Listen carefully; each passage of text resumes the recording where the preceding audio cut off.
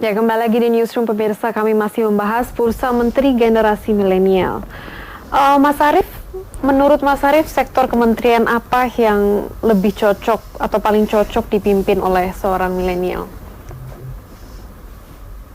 Mas Arief, Mas Adi. Mas Arief? Oh, Mas Arief saya berarti. Iya, apa namanya? Jadi mungkin sebelum nyampe ke situ saya pengen jelasin dulu apa yang sudah dilakukan Pak Jokowi ya, dan kemudian kita bisa sinkronkan nanti dengan apa yang menjadi pertanyaan gitu. Jadi Pak Jokowi 2017, saya masih ingat 2015, saya waktu itu masih ketua HMI, kita datang ke istana dan ngobrol tentang apa sih yang menjadi pekerjaan rumah nih pemerintah terhadap anak-anak muda ya. Satu yang menjadi kunci, kita pengen anak muda ini tidak sekedar menjadi objek dari pembangunan, tapi mereka juga menjadi subjek pembangunan, dan itu saya kira yang menjadi yang disampaikan Pak Jokowi kenapa harus beliau memilih anak muda milenial gitu. Nah pada saat pertemuan itu dan dilanjut di 2017, beliau akhirnya menerbitkan satu peraturan presiden tentang koordinasi lintas strategis kepemudaan. Jadi ternyata di Indonesia ini ada 30 kementerian lembaga yang punya concern terhadap anak muda gitu. Nah 30 kementerian lembaga inilah yang saya kira sekaligus menjawab pertanyaan itu. Misalnya di Kementerian Kementerian Kelautan juga punya fokus misalnya membangun anak-anak muda yang anak-anak muda di pesisir misalnya. Kemudian di Kementerian Pertanian juga sama, mereka ada namanya Gerakan Pemuda Tani misalnya. Dan yang paling dekat yang menjadi leading sektor dari Perpres itu sebenarnya kayak seperti ya Kementerian Pemuda dan Olahraga. Kemudian ada juga tentang Menkominfo misalnya. Jadi saya kira dari 30 kementerian lembaga ini, ya dimanapun yang menjadi kebutuhan Pak Jokowi untuk bisa diakselerasi, tadi menyambung Mas Adi tadi bahwa anak-anak muda ini yang punya mental berani dan mampu mendobrak birokrasi ini, ya saya kira itu yang harusnya menjadi konsen pemerintah gitu ya, Pak Jokowi pada khususnya. Jadi saya kembalikan lagi bahwa sebenarnya beliau sudah meletakkan satu kebijakan yang sangat pro terhadap anak-anak muda, ya tinggal bagaimana beliau memposisikan anak-anak muda ini untuk di 30 kementerian lembaga itu, entah mungkin menteri atau apapun jabatannya, yang pasti dia bisa mengakselerasi program-program yang ada tentang fokusnya ke anak-anak muda ini gitu. Jadi kalau saya sih lebih ke kepentingan Kementerian Milenial ini juga harus akhirnya pro terhadap kepentingan anak-anak muda.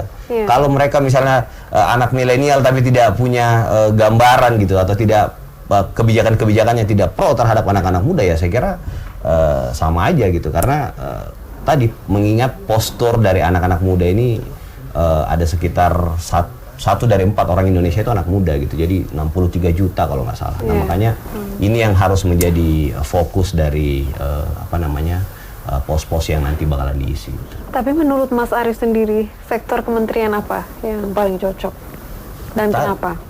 Tadi kan misalnya tadi Mas Arief bilang banyak ya, kelautan, pertanian. Ya misalnya Kementerian Pemuda Olahraga, kemudian Infokom juga bisa, atau apa namanya, kalau nggak salah ada kementerian baru misalnya tentang apa, industri kreatif ya, ekonomi kreatif, kebetulan baru disahkan juga undang-undangnya. Jadi saya kira itu yang menjadi prioritas. Kalaupun misalnya ada porsi tambahan yang lain, nah tadi tambahannya itu bisa di 30 kementerian lembaga yang lain itu. Oke. Mas Adi sendiri, sektor kementerian apa yang mungkin menurut Mas Adi lebih cocok dipimpin oleh seorang milenial? Ya mostly semua komposisi kabinet 34 semuanya. Itu ya anak muda juga bisa sih sebenarnya. Tapi kan anak muda nggak mungkin menyapu bersih. Ini kan soal politik akomodasi. Tapi yang selain disampaikan oleh Mas Arief, ada posisi-posisi yang sebenarnya masih bisa dikapitalisasi. Misalnya soal dunia pariwisata. Anak muda ini harus bisa membuat pariwisata kita ini bersaing dengan negara-negara lain. Kalau kita keliling misalnya di negara-negara Asia ataupun ke Australia, itu saya kira pariwisatanya biasa-biasa saja. Jauh lebih indah apa yang kita miliki. Datanglah misalnya ke Jawa Barat, itu banyak sekali pemandangan yang bisa kita akselerasi. Di daerah-daerah bagian timur, NTT, NTB, dan Papua, itu indah sekali. Cuman karena tidak ada sentuhan teknologi dan manuver yang luar biasa, seakan-akan Indonesia hanya Bali. Sektor pariwisata, kalau ini digenjot, akan menjadi satu industri yang cukup luar biasa, yang memberikan income, memberikan satu insentif terhadap pembangunan ekonomi di Indonesia. Coba misalnya kita punya Labuan Bajo, bagaimana para turis di luar Indonesia kalau mau datang, itu yang dipikirkan bukan hanya Bali, tapi mikir juga Labuan Bajo. Misalnya di NTB atau ada Pulau Moyo, itu indah sekali. Cuman karena tidak ada publisitas yang berkaitan dengan industri pariwisata selama ini, seakan-akan Indonesia hanya Bali. Ini yang saya kira harus dilakukan oleh anak muda. Kenapa anak muda? Dia engage terhadap dunia internet. Dia engage terhadap perkembangan modernitas, sehingga mampu mengaksentuasi semua jaringan akses tentang keindahan Indonesia ke berbagai mancanegara. Ini penting sih sebenarnya, itu satu. Yang kedua tentu adalah industri kreatif itu ya. Kenapa industri kreatif? Sekarang begitu banyak anak muda yang mampu melahirkan satu terobosan-terobosan yang menjadi dunia pekerjaan baru. Hal-hal yang sebenarnya industri kerja di bidang informal, tapi mampu menyerap tenaga kerja yang banyak. Misalnya, konten-konten seperti YouTuber, itu kan banyak anak muda. Dia sudah meng-engage dan meng-hire begitu banyak orang, sehingga dunia kerja yang sektor formal terbatas itu juga terdistribusi ke sektor-sektor yang lainnya. Makanya kemudian industri kreatif ini harus dipegang juga anak-anak muda.